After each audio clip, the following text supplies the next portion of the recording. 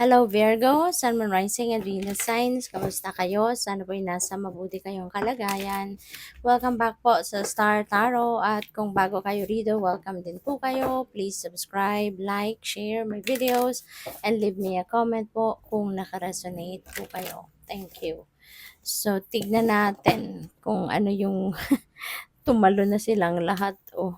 So, tignan natin kung ano mga messages ninyo. So, first card ninyo, we have the Eight of Earth.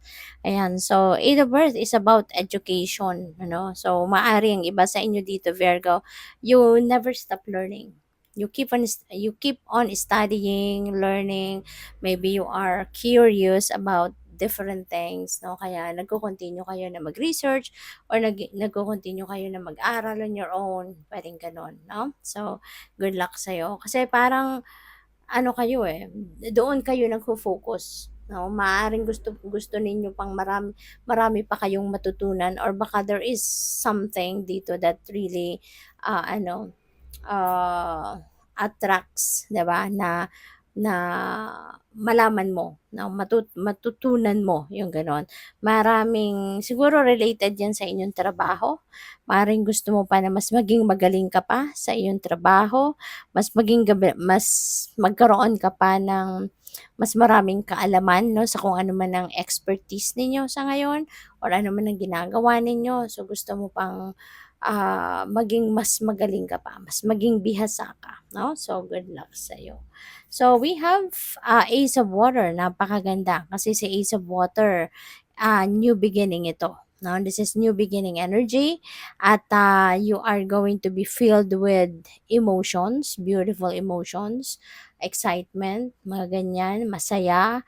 Ano kayo ngayon eh, yung parang yung naririnig ko contentment 'no. So siguro magkakaroon kayo ng contentment, mararamdaman ninyo yung contentment na sa ngayon, sa kung ano man ano, yung ginagawa ninyo maaaring you are going to be feeling fulfilled and contented 'no, sa mga bagay na pinagkakaabalahan ninyo. Baka siguro kung ano man yung gusto ninyong malaman, maaaring yan ay mahahanap niyo din impormasyon or kung ano man yung mga gusto ninyong mangyari, baka yan din talaga ang nag-unfold sa buhay ninyo.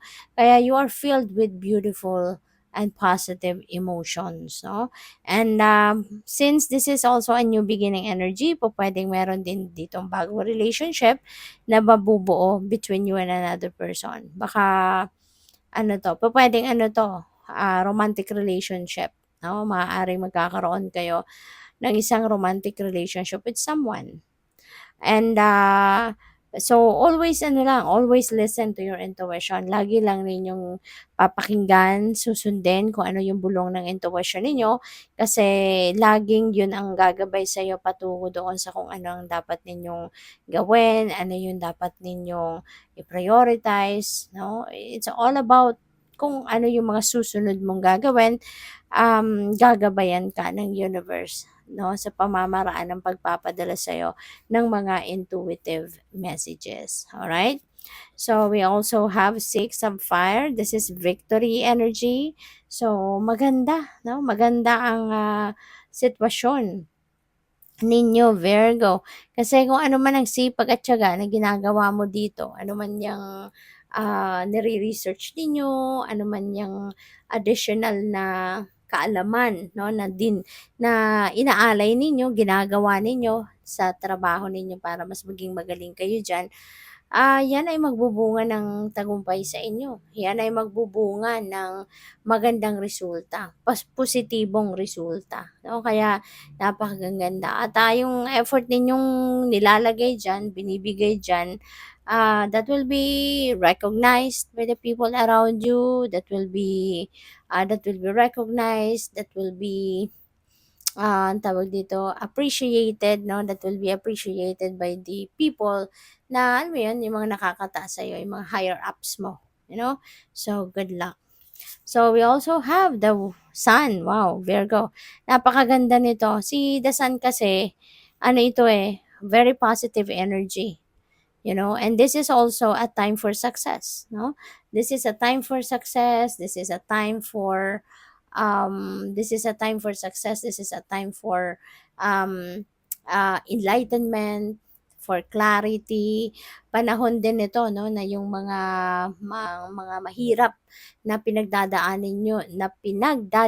ninyo sa buhay, 'di ba, magiging magaan na. 'Di ba, magkakaroon na yung mga solusyon ng mga problema, yung mga gano'n ba. At saka panahon din ito ng ano, ng good health, you know? Kaya kung meron din kayong mga physical ailments, kung meron din kayong mga physical discomfort, rest assured, no, na yan ay magkakaroon ng kagalingan, magkakaroon ng improvement, no, at magiging malusog, mas magiging malakas na kayo, yung ganon. Okay? And yeah, speaking of success kanina, talagang merong tagumpay, no? This is a success energy. Ito success energy. So definitely magtatagumpay kayo in some areas of life, no? Kaya good for you. So we also have the nine of air. Ayan. So you know what? Ang iba sa inyo dito, worrying, no? At alam mo, kapag nagwo-worry ka, that is very negative energy, 'di ba, yung worry. Kaya mag-a-attract ka pa ng mas marami pang negative situation, different things, different negative negative na mga circumstances pa. Kaya excuse me po. Kaya mas maganda 'no, na i-transmute ninyo kung ano man yung negativity na 'yan na nararamdaman ninyo. Try to transmute them into something positive, okay? Try to remove those negativity and worry, 'di ba? Tanggalin mo na 'yan sa sarili mo, tanggalin mo na 'yan sa isip mo at, ialay mong lahat 'yan sa universe, 'no? Lift it all up to God, lift it all up to the divine, okay? Para nang sa gayon, gumaan ang inyong pakiramdam. Kasi kapag inalay mo na ang lahat-lahat 'no, sa universe, gagaan ang pakiramdam mo. You will feel lighter, you will feel better, at saka yung stress mo 'no, mawawala or kung hindi man, at least mababawasan, 'di ba? Kaya 'wag mo nang isipin ng isipin kung ano ang problema. Instead, 'di ba, isipin mo kung ano yung magiging solusyon, 'di ba? Mag-shift na kayo into positive energy at isipin mo kung ano yung solusyon para na mas maging maganda ang takbo ng isip ninyo, mas maging maganda yung pakiramdam ninyo, mas magiging magaan. Okay? So, tignan natin kung ano pa ang ganap dito for Virgo.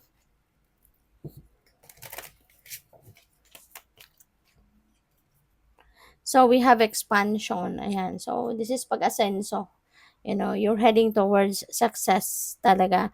You're heading towards progress. Pagpo-prosper ng kung ano man ang mga ginagawa ninyo. Whether that is in trabaho, in business, you know.